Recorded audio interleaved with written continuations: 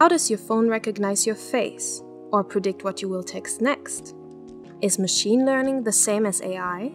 Answering these kinds of questions can help us understand what is AI. Many of you might associate AI with androids or lifelike computers, but these examples only exist in movies. But let's get back to the basics of where AI is today. In broad terms, AI is a computer's ability to perform tasks that normally require human intelligence, like recognizing speech and categorizing visual information. AI encompasses a much wider range of mechanisms and is the general field that includes a subset called machine learning, which in turn includes deep learning.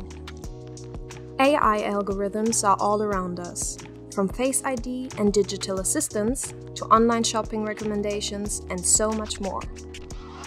However, it is important to understand that AI is based on numerical calculations. This means that it does not know your face or what you will buy next. It only crunches numbers. So when an AI system unlocks your phone with Face ID, it starts by taking a picture of your face, which is composed by a grid of pixels. These pixel intensity values are the input of the system, which will then be used for calculations to compare the current image with the one stored before. If the values match up, it triggers a response confirming this face matches the one we know, and proceeds to unlock your phone.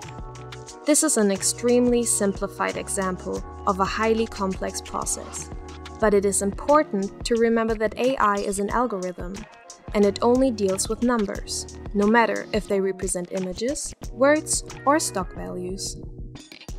But how can these algorithms know if the faces match or not?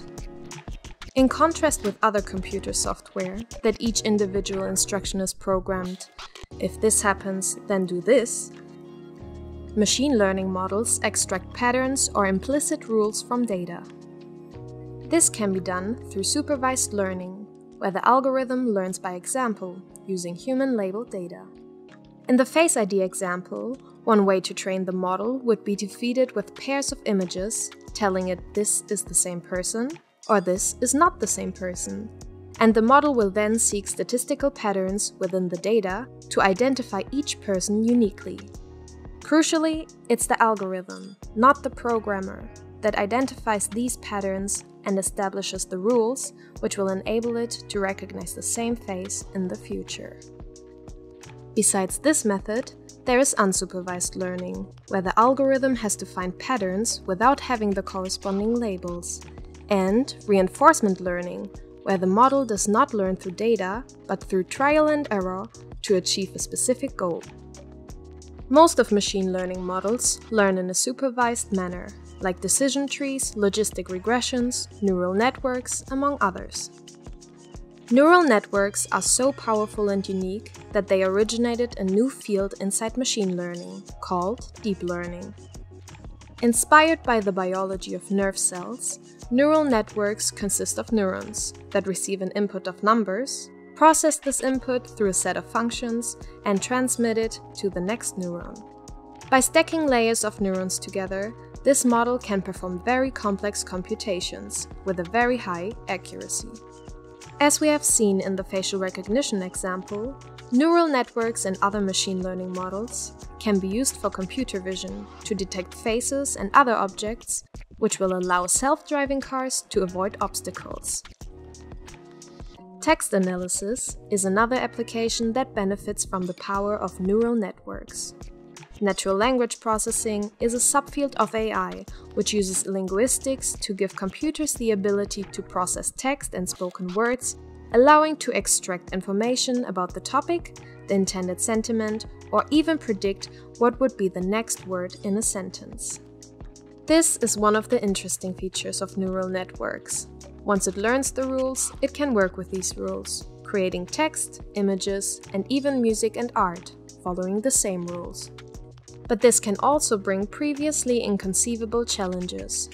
That's particularly the case with deepfakes, a combination of the words deep learning and fake media. Deepfakes can manipulate or generate visual and audio content that is almost indistinguishable from the true original. This fake content can help Hollywood productions make more credible understudies, but can also be used to spread disinformation or blackmail. Besides the potential use of such technology for malicious or even criminal purposes, there are also risks associated with the legitimate use of AI. For example, if the data on which the AI model is trained contains biases, the model will amplify that bias, which can lead to misrepresentation, especially for groups such as racial minorities or women. To have a good model, it is therefore fundamental that one has not only a sufficient quantity of data, but also that the quality of data can be ensured. AI, machine learning, and deep learning are all new fields for most of us, and are moreover rapidly growing. It's exciting to see what we are able to accomplish with these powerful tools. But we should also keep in mind that AI is not 100% accurate, and that there are risks associated with its misuse. The first step in working towards positive and conscious AI is understanding exactly the tools that we are working with, and by looking critically at the results before taking important decisions.